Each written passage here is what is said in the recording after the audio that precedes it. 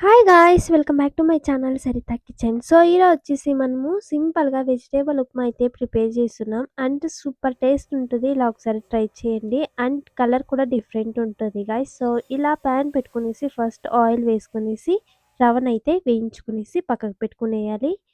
So, రవ్వని మనము ఎక్కువ వేయించుకోకూడదు గాయ్స్. సో, లైట్‌గా ఇలా అయితే రవ్వని వేయించుకునేసేయాలి. సో, రవ్వ ఎక్కువగా వేయించుకుంటే మనకి కలర్ అనేది డిఫరెంట్ వచ్చేస్తది. సో, టేస్ట్ కూడా మారిపోతది. సో, అదే ప్యాన్‌లోకి ఆయిల్ వేసుకునేసి ఆనియన్స్ అండ్ పచ్చిమిర్చి ఇలా కట్ చేసుకున్నాం కదా! సో, కట్ చేసుకొని ఇలా ఆయిల్‌లో వేయించుకునేసేయాలి ఫస్ట్ కొంచెం కలర్ వచ్చేంత వరకు. అండ్ బీన్స్ అండ్ క్యారెట్ కూడా ఇలా సన్నగా కట్ చేసుకునేసి వేసేసి కోసేపు బాగా వేయించుకోవాలి. కొంచెం గోల్డెన్ కలర్ వచ్చేంత వరకు. సో, చూడండి ఇలా అయితే బీన్స్ అండ్ క్యారెట్ కూడా వేయించుకునేసి ఇప్పుడు నేను 1 టమోటో కట్ చేసుకున్నా. సో, టమోటో కూడా వేసేసి బాగా వేయించుకోవాలి. కొంచెం సాఫ్ట్‌గా అయ్యేంత వరకు టమోటోస్ మీరు వేసుకోవచ్చు లేదంటే స్కిప్ చేసుకోవచ్చు గైస్. సో, టమోటో వేస్తే కలర్ అనేది కొంచెం చేంజ్ వస్తుంది. అండ్ టేస్ట్ కూడా బావుంటది. సో, టమోటో వేస్తే గనక మీరు వేస్తే వేయొచ్చు లేదంటే స్కిప్ చేయొచ్చు. సో, టమోటోస్ అలా వేయించుకున్న తర్వాత మనము సాఫ్ట్‌గా కొంచెం వాటర్ వేసేసి అండ్ కొంచెం సాల్ట్ కూడా వేసుకునేసి ఒకసారి ఇలా మిక్స్ చేసుకునేసేయండి. సో, ఇలా బాగా మిక్స్ చేసుకునేసి మీకు ఎంత కావాలో అంత వాటర్ అయితే వేసుకునేసేయండి ఇప్పుడు.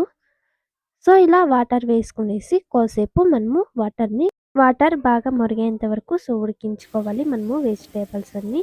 అండ్ వాటర్ కూడా ఇలా బాగా మరిగేంత వరకు మనము పెట్టుకోవాలి. సో, ఇలా వాటర్ ఇలా బాగా మరిగిన తర్వాత మనం ఫస్టే అయితే మనం వేయించుకొని పెట్టుకున్నాం కదా రవ్వని.